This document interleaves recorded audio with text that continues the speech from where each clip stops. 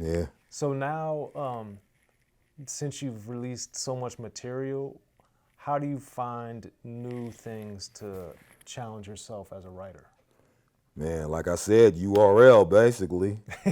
Like, hey, like I love them dudes because they really be getting down. Like, and the thing that I started noticing about them cats that battle is they use more they use more types of wordplay than was used before. You know what I'm saying? Or in different ways. Like I guess you always had double entendres a little bit, or like, but it was more about rhyming and how many syllables you could rhyme, how much you could stuff into something, and vocabulary. You know what I'm saying? Metaphors. You know what I'm saying? Not metaphors, similes. You know what I mean? But it didn't really go beyond that. Now I'm looking at the battlers. I'm like, oh, okay, it's a whole. They might as well be comedians in a lot of ways. Right. You know what I'm saying? Because they using the full gamut, setups, full setup. But let me ask you, since a lot of it, depending on what you're watching too, but a lot of this incarnation of battle rap doesn't have beats. Yeah, but when did you ever battle and there was beats? I don't remember battling it was ever a beat unless somebody was, Right. or maybe doing the beatbox, maybe, but you out on the street.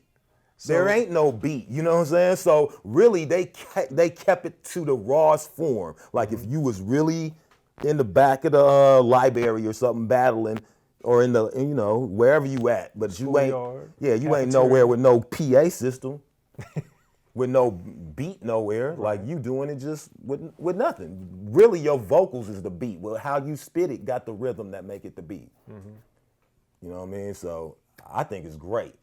It's just focused on the lyrics, really. Well, it's focused on the rhythm of it too, because different cats got their own rhythm or don't. That's kind of how you see. Okay, dude is tight. Dude is kind of just talking. Right. You know what I mean?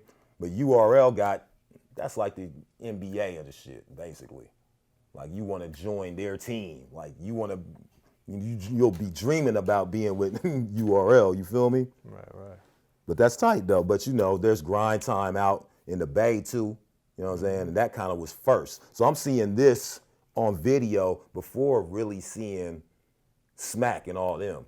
I seen Smack with the DVDs and stuff. Right. But you would see like the Blaze battles. Remember the Blaze battle? Absolutely. Man, I was just dude. looking at one of my concert tickets. I went to one of those. Oh, for real? Yeah. With the one with Shells? Yeah. Shells used to be raw, dude. Like, Yep. Back in the day. yeah, like he was super raw actually. I think I seen somebody. Okay, so well, you get what I'm saying though, man. In this era, I love what they did too, business wise too, and took it from what it was and actually made it an industry into its own. That's kind of popping now. I'm just intrigued by it. Like I listen to Beasley is the dude that kind of worked the business and shit over there. So anytime Beasley is talking, I just listen to him because he always spitting some game. You feel me? And I'm just interested in how he just worked all of this because people was like, whatever. And then next thing you turn around, full trailers, like graphics. Like, I'm like, damn, this is like some real shit. Now this shit be looking like it's a TV show straight up. Like, damn, like this shit could be on TV. But it's my content that I want to hear. So all that to be said, what are you working on, and is this inspiring you in any way to what you're working on now? I mean, it just inspired me to work that into my lyrics, the same as it did before. Only like it'd be on record. That's why I started rapping, because of that energy. Gotcha. Be like, damn, this fool really said that. Right. Like, did he really said that? Like, just saying some crazy shit. Now they say even crazier shit that got content. Now it's more about content. It ain't really about stacking hella syllables and shit like that's the pinnacle. You know what I'm saying? Or just using hella vocabulary. It's more about content and how well you can surprise somebody with what you're about to say. Right. So I'm like, okay, this is tight, because that's kind of the direction that I was moving anyway. I wanted to get less complex as far as like, I wanted to be more concise with what I'm saying. Gotcha. And I just felt like that would help me remember my shit. Well, okay, if you could help, if you could remember it, then people listening to it would probably be able to remember it too. It would just make more memorable lyrics. So that was the direction I was going anyway. And then I started noticing this about them. Then I started looking into humor, because I got books about humor anyway. because you know wordplay is a big part of humor. So I always was interested in it. Just never went that far because I don't know. I just thought it wasn't for me, maybe. You know what I mean? Always interested in it. So then I started looking into it, and then I'm starting to discover, oh, okay. Even if you rhyming, that already is humorous right there because it's wordplay to a certain degree. But I feel like nowadays you're gonna have to do more to humor people.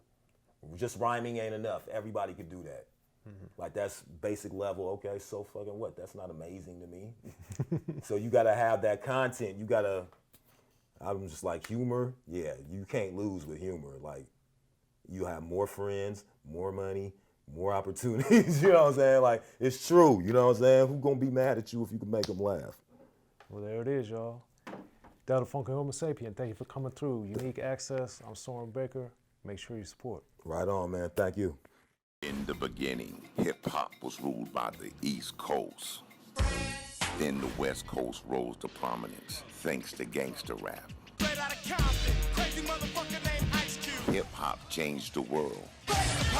Gangster rap changed the narrative. I'm representing for the gangsters all across the world. And then changed the world again. 'Cause I'll come and take your life away. The history of gangster rap features unheard stories, unseen photos and documents, all with exclusive interviews from the founders and players who shaped gangster rap. I think a real gangster rapper has to scare you a little bit. The history of gangster rap written by veteran rap journalist Soren Baker. In stores now. Yo, what up? This is DJ Quick. Be sure to pick up my homeboy Soren Baker's book, The History of Gangster Rap, if you really want to know what we do.